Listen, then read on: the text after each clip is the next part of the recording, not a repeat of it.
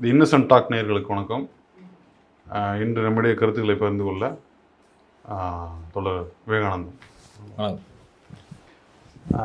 Budget நடந்து முடிஞ்சிருக்குது. தாவேக்காவின் முதல் budget மிகுந்த எதிர்பார்ப்புக்கிடையில் அவங்க வந்து எலெக்ஷனில் வந்து இந்த அரசு இந்த பட்ஜெட்டில் தான் அவங்க குறி வச்சு சொன்னாங்க, இந்த அரசு சரியில்லை, நிறைய கடன் வாங்கியிருக்குது, அம்போன்னு விட்டுட்டாங்க, கஜானா காலியாக இருக்குது, போகும்போது காசை எடுத்துகிட்டு போயிட்டாங்க, இப்போல்லாம் நிறைய குற்றச்சாட்டுகள். அதையொட்டி இப்போ இந்த ஃபஸ்ட்டு பட்ஜெட்டு ரிலீஸ் ஆகிருக்குது. எனக்கு பட்ஜெட்டை பற்றி பெருசாக எந்த ஐடியாவும் கிடையாது, எதுவும் தெரியாது. வீட்டு பட்ஜெட்டும் நாட்டு பட்ஜெட்டும் ஒன்று தான்னாலும் அதோட முழு விவரங்கள் நம்மளுக்கு தெரியாது. இந்த பட்ஜெட்டை பற்றி நீங்கள் எப்படி பார்க்குறீங்க? என்ன போன அந்த திராவிட கட்சிகளுக்கும் அல்லது இந்த புதுசாக வந்துட்டு இருந்த தாவேக்காவுக்கும் ஏதாவது மாற்றிருக்கிறாங்களா? என்ன அப்டேட்? அதாவது இந்த சேனல் உங்களுக்கு பிடித்திருந்தால், விருப்பம் இருந்தால் QR கோட் மூலம் ஆதரிக்கலாம். உங்கள் அன்புக்கு மனமார்ந்த நன்றி. வந்து பட்ஜெட்டில் வந்து ஃபஸ்ட்டு வந்து அவங்க என்ன பண்ணியிருக்கிறாங்க அப்படின்னு பார்த்தோம்னா, நிறைய புது ஸ்கீம்ஸ் இருக்கிற மாதிரியான ஒரு பிம்பம் வந்து அந்த பட்ஜெட்டு படிக்கும்போது நமக்கு வருது. ஏன் அப்படின்னா, நிறையா புது பேரில் நிறைய திட்டங்கள் தெரியுது.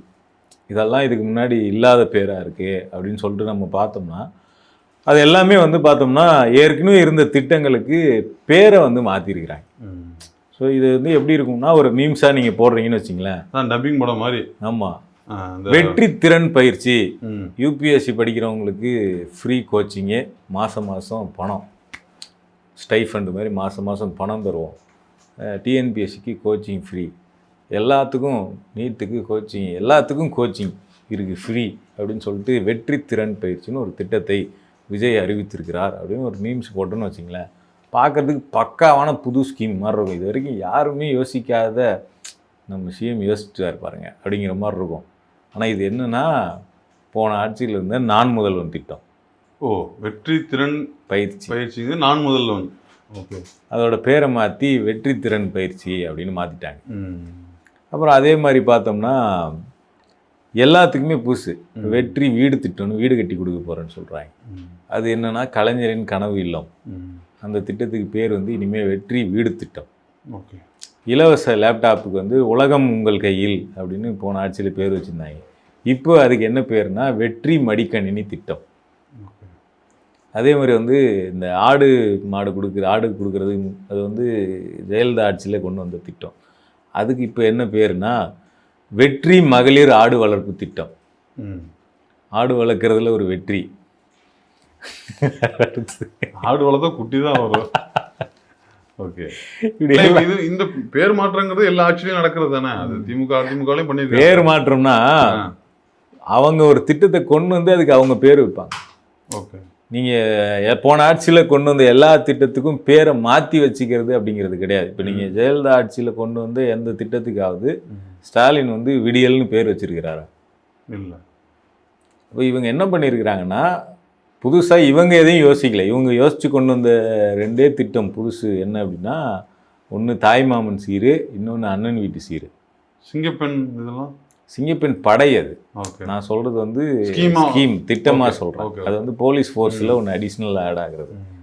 வெல்ஃபேர் ஸ்கீமாக பல போலீஸ் ஃபோர்ஸ் இருக்கும், அதில் அடிஷ்னலாக இது ஒன்று ஆட் ஆகுது. இப்போ இந்த ஸ்கீம்ஸில் அண்ணன் வீட்டு சீரு, தாய்மாமன் சீருன்னு ரெண்டு கொண்டு வராங்களே, இந்த ரெண்டுத்துக்குமே தேவை என்ன அப்படிங்கிற ஒரு கேள்வி முதல்ல வருது. இப்போ மற்ற வெல்ஃபேர் ஸ்கீம்லாம் இருக்குது. நீங்கள் இதுக்கு வந்து இந்த அண்ணன் வீட்டு சீருக்கு 860 கோடின்னு நினைக்கிறேன், தாய்மாமன் சீருக்கு ஒரு 560 கோடி, மொத்தமாக ரெண்டுத்தையும் சேர்த்தோம்னா கிட்டத்தட்ட 1400 கோடி மேலே வருது பட்ஜெட்டு. இப்போ நம்ம என்ன சொல்கிறோன்னா, ஏற்கனவே இப்போ நிறைய இலவசம் அப்படிங்கிற பேரில் நிறைய ஸ்கீம் இருக்குது. இப்போ பணம் கொடுக்குறாங்க, மகளிர் உரிமை தொகை கொடுக்குறாங்க, பஸ்ஸில் ஃப்ரீ கொடுக்குறாங்க, காலேஜ் படிக்கிற பசங்களுக்கு தமிழ் புதல்வன் திட்டம் இருக்குது, பெண்களுக்கு புதுமை பெண் திட்டம் இருக்குது, இப்படி நிறைய பணம் கொடுக்குற ஸ்கீம்ஸ் வந்து நிறைய இருக்குது. ஆனால் அதெல்லாம் நம்ம வேஸ்ட்டு அப்படின்னு சொல்லலை. ஆனால் இந்த திட்டத்தை தேவையில்லாத திட்டம் அப்படின்னு சொல்கிறோம். அண்ணன் வீட்டு சீரையும் தாய்மாமன் சீரையும் ஏன் அப்படிங்கிறதுல தான் அந்த கொஸ்டின் தான் முக்கியமானது. இப்போ இந்த சீர் அப்படிங்கிறது வந்து எதை காட்டுறது? சீருனா ஒரு ஒரு அது உறவு முறையில் வந்து ஒரு பங்களிப்பு. அவங்களுக்கும் அவங்களும் பங்களிச்சுக்கிறாங்க. அக்காவுக்கு கல்யாணத்துக்கு முடியலன்னா அண்ணன் பங்களிக்கிறதுன்னு வச்சுக்கலாம். அதில் வச்சுக்கலாம், அப்படி தான் வச்சுக்கலாம். அண்ணன் வந்து தங்கச்சி கல்யாணம் பண்ணி கொடுக்குறார், அண்ணன் வந்து புகுந்த வீட்டுக்கு சீர் கொடுக்குறார் அப்படிங்கிறது அது வெறுமனே உறவு முறையின் வெளிப்பாடு கிடையாது. இல்லை, அதை வந்து பங்களிப்பாக கொடுக்குறதுங்க வேற, பெருமையாக சில பேர் பெருமையாக கொடுப்பாங்க. வரதட்சணை அப்படிங்கிறதுனுடைய வேறொரு வடிவம் தான் சீர் அப்படிங்கிறது. வரதட்சணை தான் சீர், வேற ஒன்றும் இல்லை. நீங்கள் வந்து கல்யாணம் பண்ணி போகிற பொண்ணுக்கு இவன் எத்தனை பவுன் நகை போட்டு அமிச்சான் அப்படிங்கிறது இருக்குல்ல, கௌரவத்தில் வந்து அதுதான் சீர், அதான் வரதட்சணை. அப்போ நீங்கள் வந்து இந்த தாய்மாமன் சீர் அப்படிங்கிறதோ இல்லை அண்ணன் வீட்டு சீர் அப்படிங்கிறதோ இந்த வரதட்சணையை ஒழிக்கிறதுக்காக தான் இத்தனை ஆண்டு காலமாக இங்கே எல்லா அரசாங்கங்களும் பிரச்சாரம் பண்ணியிருக்கு, வேலை பார்த்துருக்கு, என்னென்னமோ பண்ணியிருக்கிறாங்க. ஆனால் அதை ஒரு ஒரு ஒரு என்ன சொல்கிறது, புனிதமான ஒன்று மாதிரி அதை வந்து நாங்கள் அரசாங்கமே சீர் கொடுக்குறோம் அப்படின்னு சொல்கிறது வந்து திருப்பி அந்த கல்ச்சர், அந்த அந்த பழமைவாதத்தை நோக்கி ஒரு அரசாங்கத்தை மக்களை திருப்புற ஒரு வேலை, அதை புனிதப்படுத்துகிற வேலை. இப்போ நீங்கள் பிகை நியூஸில் வீடியோ போடுவாங்க, கலாட்டாவில் போடுவாங்க. என்ன போடுவாங்கன்னா, அந்த மதுரையில் ஒரு ஃபேமிலியில் ஒரு அண்ணன் செஞ்ச வேலையை பாருங்க அப்படின்னு லாரியில் சீர் ஏற்றிட்டு வராங்க, கப்பலில் சீர் வருது, ஹெலிகாப்டரில் சீர் முடிச்சாங்க. அப்படியே இங்கே எத்தனை பெண்கள் வரிசையாக படையப்பா படத்தில் வர மாதிரி வராங்க பாருங்க. இவங்க எல்லாருமே கூடையில் சீர் கொண்டு போகிறாங்க. எதுக்குன்னா தாய்மாமன் சீர் போயிட்டுருக்கு, அண்ணனுக்கு சீர் போயிட்டு, தங்கச்சிக்கு சீர் போயிட்டுருக்குன்னு போட்டு அதை ஏதோ ஒரு பெரிய புரட்சி மாதிரி காட்டிகிட்டு இருப்பாங்க. அப்போ இது என்ன ஒரு மனப்பான்மையை வந்து இந்த வீடியோவை எல்லா தரப்பு மக்களும் பார்க்குறாங்க. அப்போ இதை வந்து ஒரு சாதாரண உழைக்கிற குடும்பத்தில் இருக்கக்கூடிய ஒரு அண்ணன் தங்கச்சி அவங்களும் இதை பார்ப்பாங்க. அப்போ அவங்களுக்கு இது என்ன மனநிலையை உருவாக்குன்னா ஒரு தாழ்வு மனப்பான்மையை உருவாக்குற வேலை, அதை வந்து ஒரு பெருமை மாதிரி இவங்க காட்டுறது. இல்லை, சமூக யதார்த்தத்தை வந்து இது வந்து சமூக யதார்த்தமாக இருக்குது. சமூக யதார்த்தங்கிறது வேற, சமூக யதார்த்தமாக மாற்றப்பட்ட பழமைவாத நடைமுறைங்கிறது வேற. யதார்த்தமாக பார்க்கப்படுது அது வந்து ஒரு ஒரு அப்பட்டமான பழமைவாத என்னதுல ஒரு நடைமுறை இருக்குது. அப்போ நீங்கள் சொல்கிற மாதிரி ஒரு ஏழை மக்கள், ஏழை குடும்பம் வந்து தவிக்குது. எத்தனையோ குடும்பங்களில் நகை இல்லாமல் கல்யாணம் பண்ணாமல் இருக்கிறாங்க, வரதட்சணை கொடுக்க முடியாமல் கல்யாணம் பண்ணாமல் இருக்கிறாங்க, காசு இல்லாமல் கல்யாணம் பண்ணாதவங்க இன்னமும் இருக்கிறாங்க. அவங்களுக்கு வந்து ஒரு இனிஷியேட்டிவாக அதை பார்க்க முடியாதா? இல்லை, வரதட்சணை முறையை ஒழிக்கணும்னு பண்ண வேண்டியதுதான் ஒரு அரசாங்கத்தினுடைய கடமை. இப்போ என்ன வரும், அதுக்கான அவேர்னஸ். இப்போ நீங்கள் வரதட்சணை இல்லாமல் கல்யாணம் பண்ணலாம் அப்படிங்கிறத கொடுக்கறது தான் அரசோட வேலையாக இருக்க முடியும். இந்த நகையின் மீது இருக்கக்கூடிய ஒரு இது இருக்குல்ல, நகையை சேமிப்பாக வச்சிருக்கிறது தப்பு இல்லை, இன்வெஸ்ட்மெண்ட்டாக பார்க்கறது தப்பு இல்லை. ஆனால் நகையை வந்து இப்போ ஒரு கல்யாணம், ஒரு காது குத்து, ஒரு கௌரவமாக செய்கிறதோ அல்லது கட்டாயமாக பெண் வீட்டிலேருந்து இதை செய்யணும் அப்படிங்கிற மாதிரியான ஒரு எதிர்பார்ப்பு நடைமுறையை வச்சுட்டு இருக்கிறதோ அது வந்து தேவையில்லாதது. அந்த பந்தத்தில் அது ஒன்று கல்யாணம்னா நகை செஞ்சாகணும் அப்படிங்கிற அந்த விஷயமே தேவையில்லாததுங்கிற ஒரு அவேர்னஸை கிரியேட் பண்ணுறது தான் ஒரு முற்போக்கு அரசாங்கத்தினுடைய கடமை. இவங்க என்ன பண்ணுறாங்கன்னா அந்த பழமைவாதத்தை வேற ஒரு வடிவத்தில் திணிக்கிறாங்க. இப்போ இது என்ன ஆகும், நீங்கள் வந்து சீர் கொடுக்குறாரு அண்ணன் கல்யாணத்துக்கு, அப்போ கூட பிறக்காத அண்ணனே ஒரு பவுன் செய்கிறாரு, அப்போ கூட பிறந்த அண்ணன் நீ எவ்வளோ செய்யணும்? அப்போ இது இயல்பாக வரக்கூடியதா இல்லை, ஒரு அழுத்தத்தை கொடுக்குது. நீ ஒரு சவரன் வந்து 1,20,000 இப்போ ஒரு சாதாரண ஒரு 20,000 சம்பளத்துக்கு, 15,000 சம்பளத்துக்கு, 30,000 25,000 சம்பளத்துக்கு வேலைக்கு போகிற ஒருத்தனால அவரே ஒரு பவுன் செஞ்சுட்டாரு அண்ணன், நீ கூட பிறந்திருக்கிற, நீ என்ன செய்ய போகிறன்னு கேட்டால் அவன் எங்கே போவான்? இப்போ இந்த மாதிரியான நெருக்கடி கொடுப்பது, இப்போ இந்த மாதிரியான பழமைவாத விஷயத்தை இப்போ நீங்கள் இதே ஆப்போசிட்டில் இந்த ஸ்கீம்ஸுக்கு வந்தோன்னு வச்சிங்களேன், இதனால் எந்த பயனும் கிடையாது. ஒரு இன்வெஸ்ட்மெண்ட்டாகவும் இது இல்லை. ஆமாம், இது வந்து செலவழிக்கிறதுல வருது. இதில் இந்த பக்கம் வந்தீங்கன்னு வச்சிங்களேன், இது எல்லாமே ஒரு. இந்த சேனல் உங்களுக்கு பிடித்திருந்தால், விருப்பம் இருந்தால் QR கோட் மூலம் ஆதரிக்கலாம். உங்கள் அன்புக்கு மனமார்ந்த நன்றி. ஃபார்வர்டு திங்கிங்லேருந்து உருவாக்கப்பட்ட திட்டங்கள். பெண்களுக்கு காசு கொடுக்குறாங்க மாதம் 1000 ரூபா அப்படின்னா, அந்த பணம் அப்படிங்கிறது ஏதோ ஒரு வகையில் அவங்களுக்கு ஒரு ஃபினான்ஷியல் ஃப்ரீடம் கிரியேட் பண்ணுது. அவங்க வந்து அதை வந்து அந்த வீட்டு தேவைகளுக்காகவோ இல்லை சொந்த தேவைகளுக்காகவோ ஏதோ மருந்து வாங்குறதுக்காகவோ இல்லை குழந்தைங்களுக்கு ஏதோ ஒன்று வாங்குறதுக்காகவோ அந்த பணத்தை வந்து பயன்படுத்துகிறாங்க. அப்போ அந்த பணம் வந்து சர்க்குலேட் ஆகுது. ஒரு கிராமத்தில் 1000 பெண்கள் இருக்காங்கன்னா ஒவ்வொருத்தவங்களுக்கு 1000 ரூபா கொடுக்குறாங்கன்னா அது ஒரு பெரிய அமௌண்ட் அந்த கிராம பொருளாதாரத்தில். அப்போது 15ஆம் தேதி ஆச்சுன்னா அந்த கிராமத்துக்குள்ளே ஒரு 10 லட்ச ரூபா பணம் அப்படிங்கிறது உள்ளே வருது. அந்த கிராமத்துக்குள்ளே அந்த 10 லட்ச ரூபாங்கிறது சர்க்குலேட் ஆகும். அது ஒரு பெரிய பணம். அப்போ இது பொருளாதாரத்துலேயும் ஒரு இம்பேக்டை க்ரியேட் பண்ணும். ஒரு 1000 கோடி அப்படிங்கிறது சர்க்குலேஷனில் ஒரு மாதம் விடப்படுது ஒவ்வொரு மாதமும். அப்போ அது ஒரு பெரிய பணம். இது வந்து ஒரு வகையில் இந்த சர்க்குலேட் ஆகுது இந்த பணம். இன்னொரு பக்கம் பெண்களுக்கான ஃபினான்ஷியல் ஃப்ரீடமை அது உறுதி பண்ணுது. இன்னொரு பக்கம் ஃப்ரீ பஸ் அப்படிங்கிறது அவங்க வேலைக்கு போகிறத, அவங்க சேமிப்பை வலுப்படுத்துறதுக்கான ஒரு விஷயமா இருக்குது. இந்த புதுமை பெண் திட்டம் அப்படிங்கிறது இப்போ மாணவிகள் அரசு பள்ளியில் படிச்சுட்டு காலேஜில் சேர்கிற பசங்க அவங்களுடைய ஃபீஸுக்கான ஒரு வழியாக அது இருக்கும். அவங்க ஃபீஸ் கட்ட முடியாமல் நாங்கள் காலேஜை விட்டு நின்றுடலாம் அப்படின்னு யாராவது நினச்சாங்கன்னா அப்போ நமக்கு இந்த பணம் இருக்குது, மாதம் 1000 ரூபா நமக்கு வருது அப்படிங்கிறது ஒரு முக்கியமான விஷயமா இருக்கும். அவங்க கல்லூரியில் இடைநிற்றலை தவிர்க்கிறதுக்கு அந்த பணம் பயன்படும். அல்லது அவங்க வேறு ஏதோ ஒரு கோர்ஸு அவங்க படிக்கிற விஷயத்தில் ஸ்பெஷலைஸ் ஆகிறதுக்கு அந்த பணம் பயன்படும். இப்படி இந்த ஸ்கீம்ஸ் எல்லாமே ஏதோ ஒரு வகையில் மாணவர்களை அல்லது பெண்களை படிப்புக்குள்ளே கொண்டு வரணும், வேலைக்குள்ளே கொண்டு வரணும், அவங்களுக்கு ஃபினான்ஷியல் ஃப்ரீடம் உறுதி பண்ணணும், இப்படிங்கிற ஏதோ ஒரு நோக்கம் அதில் இருக்குது. ஒரு முன்னோக்கிய பார்வை இருக்குது. இந்த திட்டத்தை பொறுத்த வரைக்கும் ரொம்ப பழமைவாத பின்னோக்கின பார்வை கொண்ட திட்டம் இது ரெண்டுமே. அரசே வந்து ஒரு ஆமாம் பிற்போக்குவாதத்தை ஆதரிக்கிற மாதிரி. ஆமாம்.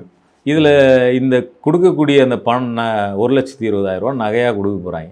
அந்த நகை அப்படிங்கிறது அது ஒரு டெட் இன்வெஸ்ட்மெண்ட்டாக மாறுது. அது சர்க்குலேட்டும் ஆகாது, மாநில பொருளாதாரத்துலேயும் அது எந்த இம்பேக்டையும் கிரியேட் பண்ணாது, மக்களை அடுத்த கட்டத்துக்கு நகர்த்தாது. மக்களை எதுவும் கலைஞர் வந்து அந்த பெண்களுக்கு கொடுத்தது 8வது வரைக்கும் கொடுத்தது, 10வது படித்த ஒரு காசு, 12வது படித்த ஒரு காசுன்னா அந்த காசு அவங்கள வந்து கல்வியை நோக்கியும் கொண்டு போச்சு. காசை கல்வியை நோக்கி கொண்டு போவோம். அந்த பணம் திருப்பி பொருளாதாரத்துக்குள்ள வளரும் பொழுது அந்த பெண்கள் வளரும் போது அது சமூகத்துக்கும் அது காசா மாறும். ஸோ அந்த மாதிரியான இது அந்த மாதிரியான எதுவுமே இது டெட் இன்வெஸ்ட்மெண்ட்டா கிரைட்டீரியா எதுவும் வச்சுக்கலாம். ஆமா, கல்யாணம் ஆகிறது மட்டும் கிரைட்டீரியா வச்சிருக்காங்க. இப்போ நீங்க என்னன்னா இப்போ பழைய ஜெயலலிதா ஆட்சியிலே தாலிக்கு தங்கன்னு ஒரு திட்டம் வந்தது. அதுவே விமர்சனத்துக்குரிய ஒரு திட்டமாக தான் இருந்தது.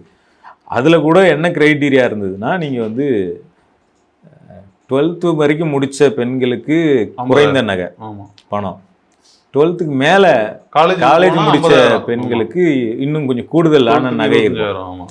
அப்போ இதில் கூட என்ன கிரைட்டீரியா இருந்துச்சுன்னா அட்லீஸ்ட் வந்து நீங்கள் வந்து ஒரு கல்யாணம் பண்ணுறதுக்கு முன்னாடி ஒரு டிகிரி முடித்தா உங்களுக்கு வந்து கூடுதலான விஷயத்தை அரசு கொடுக்குது அப்படிங்கிற இடத்துல இருந்து அது 12th முடிச்சிட வேணாம், 12வது படிச்சுட்டு கல்யாணம் பண்ணி கொடுக்காதீங்க, டிகிரி வரைக்கும் படிக்க வைங்க அப்படிங்கிற அட்லீஸ்ட் அந்த ஒரு செக் பாயிண்டாவது அதில் இருந்தது. இதில் அப்படி கூட எந்த கண்டிஷனுமே கிடையாது. புது திட்டமே கல்யாணம் பண்ணா பணம் நகை தரேன் அப்படிங்கிறது தான் இந்த திட்டம், வேற ஒண்ணுமே கிடையாது. இதுல கல்யாணம் பண்ணுங்க, பெண்கள் வந்து நீங்க பெரியா இருந்தாருன்னா தலையிலேயே ஒன்று வச்சிருப்பாரு. இப்ப இதை தாண்டி புது திட்டங்களா எதுவுமே இல்லை இல்லையா? இல்லை சொல்றேன் இருங்க, கல்யாணம் பண்ணுங்க நகை தரேன், அதோட நிக்காதீங்க, உடனே குழந்தை பெற்றுக்குங்க, மறுபடியும் 1 கிராம். ஓ ஆமா, அந்த பிறந்த குழந்தைக்கு தாய்மாமன் சீரா. ஆமா, அப்போ ஒரு பெண்களுடைய வேலை கல்யாணம் பண்ணுறது, குழந்தை பெறுறது. அப்போ இந்த பழமை விஷயங்களை வந்து ஊக்குவிக்கக்கூடியதாக தான் இந்த 2 திட்டமும் இருக்குது. அதனால தான் முதல்ல இந்த தாய்மாமன் சீர் அறிவிக்கப்பட்டப்போ திருமாவளவன் வந்து அதை வந்து விமர்சித்தார். ஒரு தேவையில்லாத திட்டம் அப்படின்னு சொன்னார். இப்போ ஏன்னா அது வந்து 1 வயசு குழந்தைக்கு நீங்கள் மோதிரம் போடுறீங்க, பிறந்த குழந்தைக்கு மோதிரம் போடுறீங்கன்னா அது 1 வயசு ஆன உடனே அந்த மோதிரம் போட முடியாமல் போயிடும், எதுக்குமே பயன்படாது. அதுக்கு பதிலாக நீங்கள் ஹாஸ்பிட்டலில் இருக்கக்கூடிய மெட்டர்னிட்டி வார்டை வந்து நவீனப்படுத்தினீங்கன்னா அது இன்னும் நிறைய பேருக்கு வந்து கொஞ்சம் வசதியாக குழந்தைகள் பெற்றுக்கொள்வதற்கு பயன்படும். மெட்டர்னிட்டி அந்த இந்த ரேட்டு அந்த இறப்பு விகிதத்தை கட்டுப்படுத்தும். கம்மியாக தான் இருக்குது, இன்னும் கொஞ்சம் அது போகலாம். அப்போ அதை நோக்கி இந்த பணத்தை நீங்கள் கொண்டு போகலாம் அப்படிங்கிறத சொன்னார். ஆனால் இப்போ இந்த திட்டத்துக்கு அவர் பெருசாக எதிர்ப்பு தெரிவிக்கல. நல்லா இருக்கு, இது ஒரு நல்ல பட்ஜெட் அப்படின்னு சொல்லிட்டு. இப்போ இதை தாண்டி இதில் எதுவுமே இல்லையா? இது ஒரு விமர்சனம் வச்சுக்கலாம். இல்லை புது திட்டங்கள் ஏதாவது கொண்டு வந்திருக்கிறாங்களா போன ஆட்சியை விட? புதுசான திட்டங்கள் ஏதாவது? புது திட்டங்கள்னா பெரிய அளவிலான சொல்லிக்கொள்ளும்படியான திட்டங்கள் அப்படிங்கிறது எதுவும் இல்லை. இப்போ எல்லாமே கடந்த ஆட்சியில் கொண்டு வந்த திட்டங்களே அப்படியே தொடர்றாங்க. வேற ஒன்றும் அவங்க வந்து சொல்லிக்கொள்கிற மாதிரி அவங்க அதிக இன்வெஸ்ட்மெண்ட் போடுற திட்டங்கிறது இந்த திட்டங்கள் தான். இதில் வந்து இன்னொரு திட்டம் பார்த்தோம்னா ஹாஸ்டல் திட்டம் அப்படின்னு ஒன்று கொண்டு வராங்க. ஹாஸ்டல் கட்ட போகிறோம் ஸ்டூடெண்ட்ஸுக்கு. ஹாஸ்டல் போன ஆட்சியிலே கட்டினாங்க, எப்பயுமே இருக்குது ஹாஸ்டல்ஸு. இவங்க வந்து நாங்கள் ஒரு புது மாடலில் நவீன ஹாஸ்டல்ஸ் கட்ட போகிறோம் ஸ்டூடெண்ட்ஸுக்கு அப்படின்னு சொல்கிறாங்க. இப்போ நம்ம விஜய் போயிட்டு ஆதி திராவிட சமூக நல விடுதியை போய் பார்த்துட்டு வந்தார். அதுலேருந்து அவருக்கு ஒரு யோசனை கிடைச்சி இதை பண்ணுறாரோ அப்படின்னு நம்ம பார்த்தோம்னா 3200 கோடியில் நாங்கள் 200 ஹாஸ்டல் கட்ட போகிறோம் அப்படின்னு சொல்லியிருக்கிறாங்க. அதில் வந்து என்ன சொல்கிறாங்கன்னா PPP மாடல் அப்படின்னு சொல்கிறாங்க. அப்படின்னாங்க public private partnership. Public private பார்ட்னர்ஷிப்பா? ஓப்பா, அரசும் தனியாரும் வராங்களா? அதாவது ப்ரைவேட்டைசேஷனுடைய இன்னொரு வார்த்தை தான் PPP. ஓ, நாங்கள் அரசாங்கமும் ப்ரைவேட்டும் சேர்ந்து பண்ண போகிறோம். அதை ப்ரைவேட்டைஸ் பண்ணுறோம் அப்படிங்கிறத சொல்லாமல் வேறு மொழியில் சொல்கிறது தான் அது. பிபிபி மாடல் அப்படிங்கிறது. அரசில் தனியார் பங்கு. ஆமாம். அப்போ தனியார்கிட்ட இந்த கான்ட்ராக்டை கொடுத்து இந்த ஹாஸ்டல்ஸை கட்ட போகிறாங்க. அதில் நாங்கள் ஏசி ஸ்டடி ஹப் வைப்போம், அது இதுன்னு சொல்கிறாங்க. இது எங்கே போய் முடியும் அப்படின்னா, இந்த இது வந்து இந்த ஹாஸ்டல் பார்க்கும்போது இதெல்லாம் ஃப்ரீ ஹாஸ்டலாக இருக்க போகிறதில்ல. பப்ளிக் ப்ரைவேட் பார்ட்னர்ஷிப் அப்படின்னும் போது அது காசு கொடுத்து சேவை பெறுகிற ஹாஸ்டல். பெய்டு. அது அப்புறம் அரசாங்கத்துக்கு என்ன பங்கு அதில் என்ன? அதுதான், அது வந்து நாங்களும் கொஞ்சம் காசு போடுவோம். அதுதான் அவங்க சொல்லக்கூடிய அந்த 3000. அதாவது மோடி அவர்கள் வந்து அந்த அம்பானிக்கும் அதானிக்கும் செஞ்ச மாதிரி. அப்போ இந்த ஸ்டூடெண்ட்ஸ்க்கான கட்டக்கூடிய ஹாஸ்டல்ஸ் அப்படிங்கிறது இனிமேல் வந்து பப்ளிக் ப்ரைவேட் பார்ட்னர்ஷிப் மாடலில் தான் இருக்கும். ஏற்கனவே இருக்கிற ஹாஸ்டல் மட்டும்தான் கவர்மெண்ட் ஹாஸ்டல். அதுவும் நாளைக்கு என்ன மாடல் கொண்டா மாறல. இப்போ வந்து எவ்வளோ பில்டிங்ஸ் கட்டியிருக்காங்க போன ஆட்சியில். உங்கள் மல்டி லெவல் மருத்துவமனைகள், பெரியார் உலகம், நூலகங்கள், கலைஞர் நூலகம் வந்து நிறைய இடத்துல கட்டியிருக்காங்க. குறிப்பாக சொல்லணும்னா கோட்டூர்புரத்தில் வந்து அண்ணா நூற்றாண்டு நூலகம் இருக்குது. அது வந்து அது வந்து நூலகமாங்கிறத விட கட்டில கடைக்கே அது வந்து பெரிய சான்றாக இருக்குது. அதில் எதுவும் ப்ரைவேடைசேஷன் கொடுத்துருந்தாங்களா? கடந்த ஆட்சியிலே ஒரு திட்டத்தில் பிரைவேடைசேஷன் இருந்தது. அதுவே ஒரு விமர்சிக்கப்பட்டுச்சு. இந்த தோழி விடுதி அப்படின்னு ஒரு விடுதி, அந்த தோழி விடுதி பிங்க் ஹாஸ்டல் கிடையாது, தோழி விடுதின்னு சொல்லிட்டு ஒன்று பண்ணாங்க. Working women hostel. பிங்க் தான் அது. ஓகே. அந்த ஒர்க்கிங் விமன் ஹாஸ்டல் அப்படிங்கிறது எந்த ஒர்க்கிங் விமனுக்கு அப்படிங்கிற சில கேள்விகள் எழுந்தது. அதுவே பிபிபி மாடல் தான். அதனால தான் அதை ஒன்றிய அரசு வந்து பாராட்டி இருந்தது அந்த மாடலை. இது தமிழ்நாடு மாடலை எடுத்து எல்லா இடத்தையும் நாங்கள் அப்ளை பண்ணணும் அப்படின்னு சொல்லிட்டு. அப்போ அது தவறு இல்லையா? அப்போ ஏன் போன ஆட்சியில் எதுவுமே சொல்லவே? அது விமர்சிக்கப்பட்ட ஒரு திட்டம் தான் போன ஆட்சியிலேயே. ஏன் அப்படின்னா, அது வந்து சென்ட் தாமஸ் மவுண்டில் ஒரு பில்டிங் கட்டினாங்க. தோழி விடுதி இருக்குது. அந்த பட் ரோடு போனீங்கன்னா ஒரு தோழி விடுதி இருக்குது. அந்த தோழி விடுதிக்கான ஃபீஸ் எவ்வளோ அப்படின்னா, மாதம் 8000 ரூபா. ஒரு ட்வின் ஷேரிங் ரூமில் ஒருத்தருக்கு மாதம் 8000 ரூபா வித்தவுட் ஃபுட்டு. கம்மின்னு சொல்கிறாங்களே. அது வந்து என்னென்னா, நீங்கள் ஊரக பகுதிக்கு போனீங்கன்னா அந்த ஏரியாவுடைய ப்ரைஸுக்கு ஏற்ற மாதிரி கொஞ்சம் கம்மியாக காஸ்ட் ஆஃப் லிவிங் பொறுத்து. ஸோ அப்போ பப்ளிக் ப்ரைவேட் பார்ட்னர்ஷிப் அப்படிங்கிற மாடல் அப்படிங்கிறது வந்து அது வந்து இந்த மாதிரி பணம் கொடுத்து சேவை பெறுகிற ஒரு மாடல். இப்போ 8000 ரூபா கொடுத்து யாரால அந்த ஹாஸ்டலில் தங்க முடியும்னா, ஒரு ஐடி கம்பெனியில் வேலை செய்யக்கூடிய ஒரு பெண்ணால் தங்க முடியும். அல்லது ஒரு 50,000 ரூபா சம்பாதிக்கிற ஒரு பெண்ணால் தங்க முடியும். சாதாரண கூலி வேலைக்கு போகிற இல்லை மற்ற சின்ன சின்ன வேலைகளில் சர்வீஸ் இண்டஸ்ட்ரியில் சின்ன சின்ன பிபிஓவில் வேலை செய்கிற பெண்கள் அவங்களெல்லாம் அதில் தங்க முடியாது. அப்போ அது வந்து அந்த மாதிரியான ஒரு சேம் மாடல் வந்து இப்போ ஸ்டூடெண்ட் ஹாஸ்டலுக்கு இவங்க கொண்டு வராங்க. அது ஒரு சாதனை மாதிரியே அவங்க பட்ஜெட்டில் சொல்லியிருக்கிறாங்க. பிபிபி மாடலில் ஒரு ஹாஸ்டல் கட்டுறதை. அப்போது இப்போ இன்னொரு விமர்சனம் என்ன வைக்கப்படுதுன்னா, போன ஆட்சியை விட 4000 கோடி கம்மியாக பட்ஜெட் போட்டிருக்காங்க.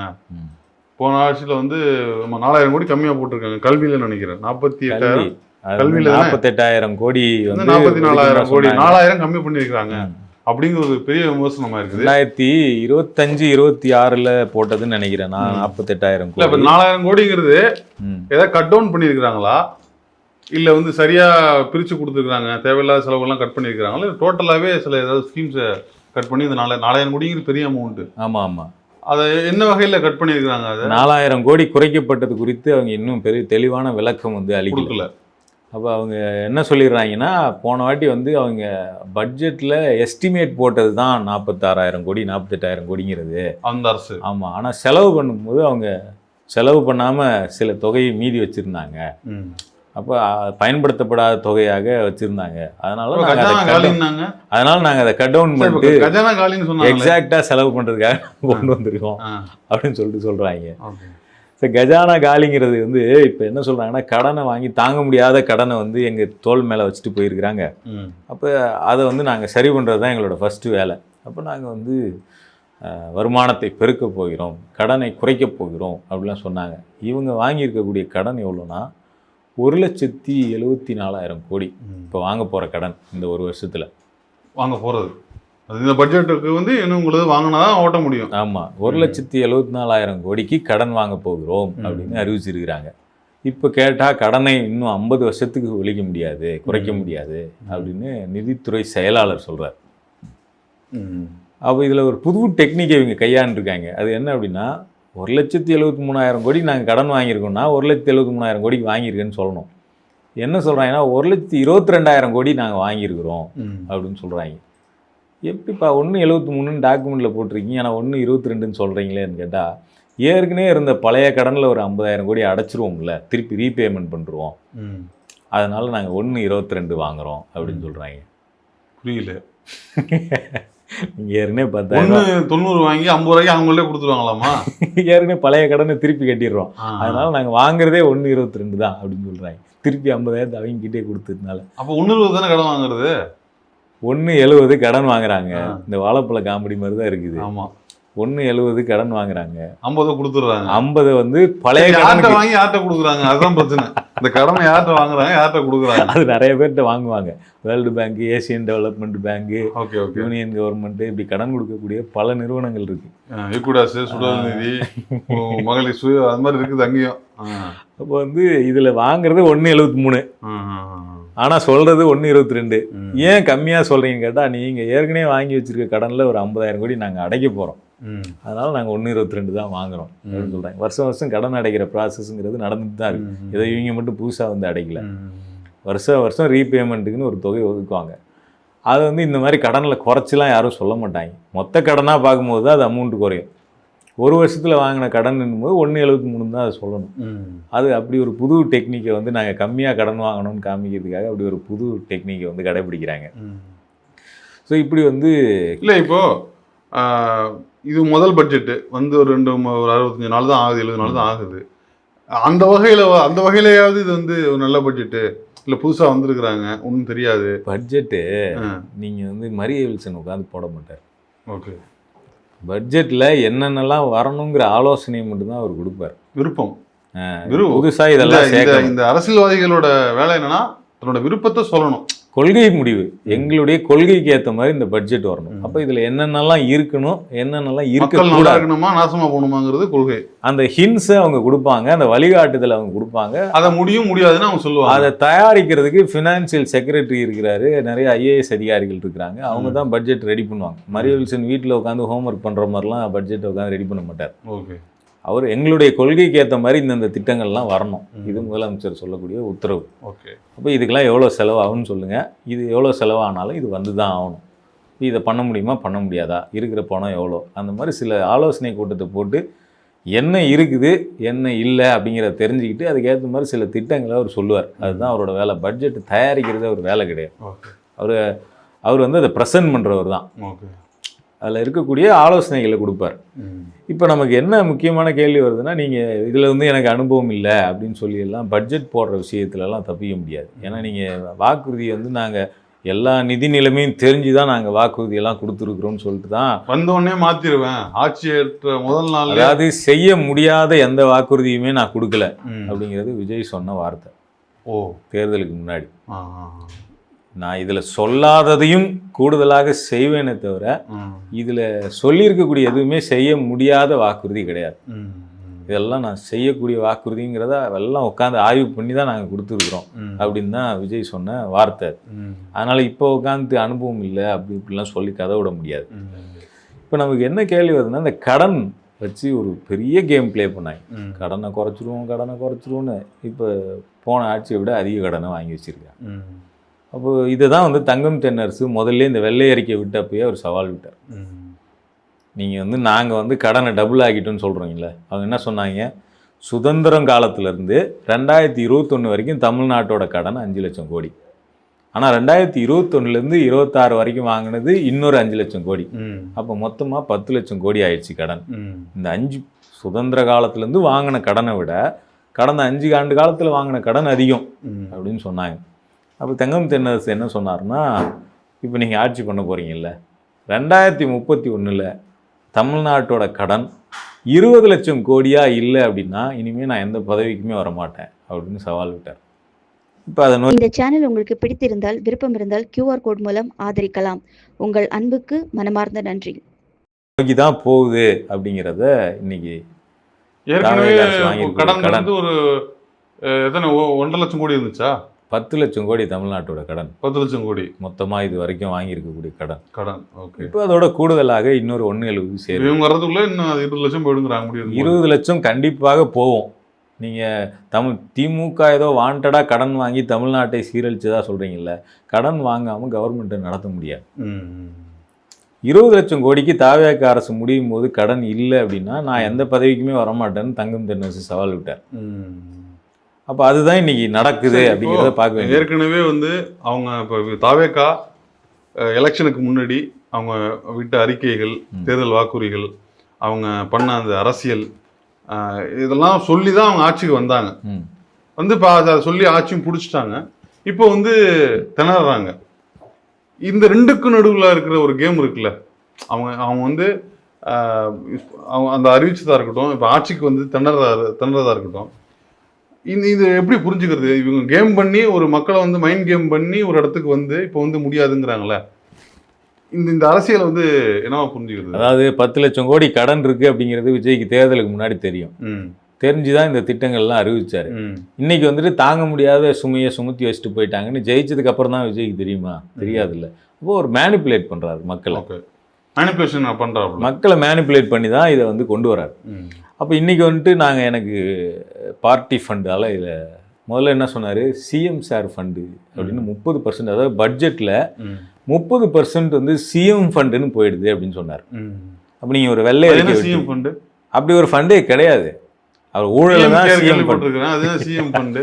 சிஎம் ஃபண்டுன்னு ஒரு ஃபண்டே கிடையாது. அவர் என்ன சொல்ல வர்றாருன்னா அவங்க குடும்பத்துக்கு எடுத்துகிட்டு போயிடுறாங்கன்னு சொல்கிறார். அப்படி 30% பட்ஜெட்டில். சரி, நீங்கள் வெள்ளை அறிக்கைன்னு ஒன்று விட்டீங்க, அதில் சிஎம் ஃபண்டு எங்கேயாவது வந்துதா? சரி, இன்னைக்கு நீங்கள் ஆட்சிக்கு வந்துட்டீங்க, இப்போது நீங்கள் ஒரு பட்ஜெட் போடுறீங்கல்ல, அந்த 30% வந்து ஏற்கனவே போட்டவங்க பட்ஜெட்டில் 30% சிஎம் ஃபண்டுனா நீங்கள் 30% கம்மியால இப்போ பட்ஜெட் போட்டிருக்கணும். போட முடிஞ்சுதா? 30% கம்மி ஆக்கியிருக்கணும்ல நீங்கள் பட்ஜெட்டில். போன வாட்டி 30% கொள்ளையடிச்சு தான் போன வாட்டி பட்ஜெட்லாம் போடப்பட்டு அவ்வளோ செலவு பண்ணப்பட்டு கடனாளியாக தமிழ்நாடு ஆச்சுன்னா, இப்போ நீங்கள் போட்ட பட்ஜெட்டில் 30% செலவை குறைச்சிருக்கணும்ல, குறைச்சிங்களா? அதான் 4000 கோடி கம்மி பண்ணியிருக்காங்கல்ல. 4.5 லட்சம் கோடியில் 4000 கோடிங்கிறது எத்தனை %? 1% கூட இல்லை. நீங்கள் எவ்வளோ சொன்னீங்க? 30%. 30% எங்கே போச்சு அப்படிங்கிற கேள்விக்கு இப்போ வரைக்கும் பதில் வரல. அப்போ நாங்கள் வருமானத்தை பெருக்க போகிறோம் அப்படின்னு சொன்னாங்க. வருமானத்தை பெருக்கிறதுக்கு என்ன பண்ணாங்கன்னு கேட்டால் ஒன்றுமே இல்லை. அப்போ இதில் அவங்க சொல்கிற ஒரே விஷயம் என்னென்னா, டாஸ்மாகில் பாட்டில் வாங்கும்போது நாங்கள் பாட்டில் கொடுக்கக்கூடிய கம்பெனி இருக்குல்ல, அதுக்கு டேக்ஸ் போட போகிறோம் அப்படின்னு சொல்கிறாங்க. எக்ஸ்ட்ரா காசு மாதிரி, எக்ஸ்ட்ரா சர்வீஸ் சார்ஜ் மாதிரி போட போகிறோம். அப்போ அது மூலமாக ஒரு 1000 கோடி தமிழ்நாட்டுக்கு கிடைக்கும். அப்படிங்கிறத தாண்டி வருமானத்தை பெருக்கிறதுக்கு நாங்கள் என்ன பண்ண போகிறோங்கிறதுக்கு எந்த ஹிண்ட்டுமே இல்லை. லீக்கேஜ் எல்லாம் நாங்கள் அடைச்சிருவோம், நிறைய லீக்கேஜாக போயிட்டுருக்கு, பார்ட்டி ஃபண்டெல்லாம் உள்ளே கொண்டு வந்துடுவோம் அப்படின்லாம் சொல்கிறாங்க. அப்போ லீக்கேஜை நீங்கள் அடைக்க போகிறீங்கன்னா லீக்கேஜோட வேல்யூ எவ்வளோன்னு சொல்லியிருக்கணும். ஒரு அப்ராக்சிமேட் வேல்யூ இருக்கணும்ல. தமிழ்நாட்டோட 10 லட்சம் கோடி கடனை இந்த லீக்கேஜ் எல்லாம் அடைச்சா சரி பண்ணிடலாம் அப்படின்னா லீக்கேஜுக்குன்னு வேல்யூ ஒன்று இருக்கும்ல. அப்ராக்சிமேட்டாக இவ்வளோ லீக்கேஜ் ஆகுது எல்லா இடத்துலையும், அதோட வேல்யூ சொல்லணும்ல. எதுவுமே சொல்லலை. இப்போ இவங்க இந்த பட்ஜெட்டுக்கு முன்னாடி இவங்க பிளான் பண்ணது என்ன அப்படின்னா, பார்ட்டி ஃபண்ட் அப்படிங்கிறது தான். நான் இப்போ இவர் வந்து அந்த 2500 ரூபா வாக்குறுதி கொடுத்தாரு, தமிழ்நாடு முழுக்க பஸ்ஸு ஃப்ரீ அப்படின்னு சொன்னார், கும்மிடி பூண்டிலேருந்து கன்னியாகுமரி வரைக்கும் எங்கே போனாலும் ஃப்ரீன்னு சொன்னார். இப்படி பல திட்டங்கள், வேலை இல்லாதவங்களுக்கெல்லாம் மாதம் 4000 ரூபா கொடுப்போன்னு சொன்னார், கேஸு 6 கேஸு கொடுப்போன்னு சொன்னார். இப்படி பல திட்டங்களை அறிவிச்சிருந்தார். இப்போ இதெல்லாம் என்னால் ஏன் நிறைவேற்ற முடியல அப்படின்னா பார்ட்டி ஃபண்டு தான் காரணம். பார்ட்டி ஃபண்டு தான் காரணம் அப்படிங்கிறத அவ்வளோ ஃபண்டு இருக்குது. அதை வந்து நாங்கள் ப்ரூவ் பண்ணிட்டோம், அதை நாங்கள் பிடிச்சிட்டு இருக்கோம், அதோடைய ப்ராசஸில் இருக்கோம்னு காட்டுறதுக்காக தான் இந்த பட்ஜெட் கூட்டத்தொடருக்கு முன்னாடி எப்படியாவது செந்தில் பாலாஜியை கைது செஞ்சிடணும் அப்படின்னு இறங்கினாங்க. ஆமாம். இப்போ டாஸ்மாக் கேஸு, பழைய கேஸை எடுத்து 2021 2016 21 வரைக்கும் போட்ட கேஸ் அது. 2016 21 வரைக்கும் போட்ட கேஸ் அது. அந்த கேஸை வந்து இடி விசாரிச்சுட்டு இருந்து, அந்த இடியை விசாரிக்கக்கூடாதுன்னு சுப்ரீம் கோர்ட்டு தடை போட்டாங்க. அப்போ இடி சப்மிட் பண்ண டாக்குமெண்ட் இருக்குது பாருங்கள், அதை எடுத்து ஏதோ இவங்களே கண்டுபிடிச்ச மாதிரி அந்த டாக்குமெண்ட் பேஸில் ஒரு எஃப்ஐஆர் அவசரமாக போட்டு செந்தில் பாலாஜியை உள்ளே வச்சுட்டா, பார்த்தீங்களா ஊழல் பண்ணவங்கள நாங்கள் சிறையில் அடைச்சிட்டோம். இப்போ கூட நாங்கள் பார்ட்டி ஃபண்டை கையகப்படுத்துகிற நடவடிக்கையில் தான் இருக்கிறோம். கூடிய விரைவில் அதெல்லாம் வந்துடும். உள்ளே வந்த உடனே நாங்கள் உங்களுக்கு அந்த திட்டத்தெல்லாம் கொடுத்துட்றோம் அப்படிங்கிற மாதிரியான ஒரு வெர்ஷனுக்கு அந்த சிஎம் உடைய உரை அந்த வெர்ஷனுக்கு தயார் பண்ணாங்க. ஆனால் எந்த கேஸுமே நீங்கள் வந்து அது உறுதியான ஆதாரங்களோட பர்ஃபெக்டான ஒரு ஒரு நிதானமாக அதை உட்காந்து வேலை பார்த்து போட்டால் தான் அது கோர்ட்டில் நிற்கும். அவசரமாக உங்கள் இஷ்டத்துக்காக, உங்கள் ஈகோவுக்காக அல்லது உங்கள் பிளானுக்காக ஒரு கேஸ் போட்டிங்கன்னா அது நிற்காது. அப்போ திரும்பவும் இதுலேயே ஒரு மேனிப்புலேஷன் ட்ரை பண்ணியிருக்காங்க. அப்போ செந்தில் பாலாஜியை கைது செய்யக்கூடாதுன்னு முன்ஜாமீன் கொடுத்து சுப்ரீம் கோர்ட்டு சொல்லிடுச்சு. அப்போது அதுக்கு பதிலாக அடுத்து அமைச்சர் சிவசங்கர் அவரை வந்து கைது பண்ணலான்னு நினச்சாங்க. அப்புறம் அன்பில் மகேஷ் அவரை பிடிக்கணும்னு நினச்சாங்க. ஸோ யாரையாவது ஒருத்தவங்களை இந்த பட்ஜெட் உள்ள போட்டாங்கன்னா போட்டால் பார்ட்டி ஃபண்டு அப்படிங்கிறத நம்ம சொல்கிற அலிகேஷன் உண்மை அப்படின்னு ஒரு இதுக்குள்ளே கொண்டு வந்துடலாம் அப்படின்னு நினச்சாங்க. அது முடியல. அப்போ அந்த அந்த வாதம்ங்கிறது இன்னைக்கு அவங்களால சட்டமன்றத்தில் பெருசாக வைக்க முடியாத ஒரு வாதமாக மாறிடுச்சு. ஏன்னா சட்டமன்றத்தில் நீங்கள் ஒரு வாதம் வைக்கிறீங்கன்னா அது ஆதாரத்தோடு இருக்கணும். நீங்கள் வெளியில் மீடியாவில் என்ன வேணால் பேசலாம், ஆனால் சட்டமன்றத்தில் பேசும்போது ஆதாரம் இருந்தால் நீதிமன்றத்துலையும் ஆதாரம் வேணும். ஆமாம், நீதிமன்றத்துலையும் ஆதாரம் வேணும். அப்போ நீங்கள் பார்ட்டி ஃபண்டுன்னு போன வாட்டி சொன்னப்பவே உதயநிதி வந்து எந்த பார்ட்டி ஃபண்டுன்னு சொல்லுங்கள், தைரியம் தான் சொல்லுங்கன்னு கேட்டாப்புல. அப்போ திமுகன்னு வாயை திறந்து விஜயால் பேச முடியாது. ஏன்னா ஆதாரம் இல்லை, அவை குறிப்பில் இடம் பெறாது. நீக்கணும் சபாநாயகர். அதை முதலமைச்சரையே கண்டித்து சபாநாயகர் நீக்கினா நல்லா இருக்காது. அது சுதந்திர வரலாற்றுல சுதந்திரத்துக்கு அப்புறமா அப்படி ஒன்றும் இல்லை, அப்படி ஆகிடும் போல. அதனால வந்து அவர் வந்து பேச முடியாமல் திகைச்சு போய் நின்னாப்புல, உட்காந்துட்டாப்புல சைலண்டா. தைரியம் இருந்தால் பேசுங்கன்னு ஒரு எதிர்கட்சி தலைவர் கேட்கும்போதே அவர் உட்காந்துட்டு இவங்கெல்லாம் போனதுக்கப்புறம் சைகை காட்டினாரு. அவ்வளோதான் அவரோட தைரியம். அது கூட ஜனநாயகம் படத்தில் வந்து இருக்குது. ஸோ அதுதான் வந்து இவங்க பிளான் பண்ணுது. இப்போவும் அதை சட்டமன்றத்தில் செந்தில் பாலாஜியை கைது பண்ணிட்டா பார்ட்டி ஃபண்ட் விவகாரத்தில் ஒருத்தரை கைது பண்ணியிருக்கிறோம், எஃப்ஐஆர் ஃபைல் பண்ணியிருக்கிறோம் அப்படின்னு பேசலாம். பட்ஜெட்டுக்கு இப்படி ஒரு நரேஷன் இருக்குன்னு நான் இப்போ தான் கவனிக்கிறேன். அப்போ அந்த பார்ட்டி ஃபண்ட் விவகாரத்தை பேச முடியாத நிலைமையில் இங்கே மாட்டிக்கிட்டு இருக்காங்க இப்போ. ஓகே. அதனால் அந்த புது திட்டங்களை நிறைவேற்ற முடியாததுக்கு என்ன காரணம் அப்படிங்கிறதுக்கு பல உருட்டுகளை உருட்டிகிட்டு இருக்காங்க. அதுதான் இப்போ ஓடிக்கிட்டு இருக்கு. ஓகே தோழர்.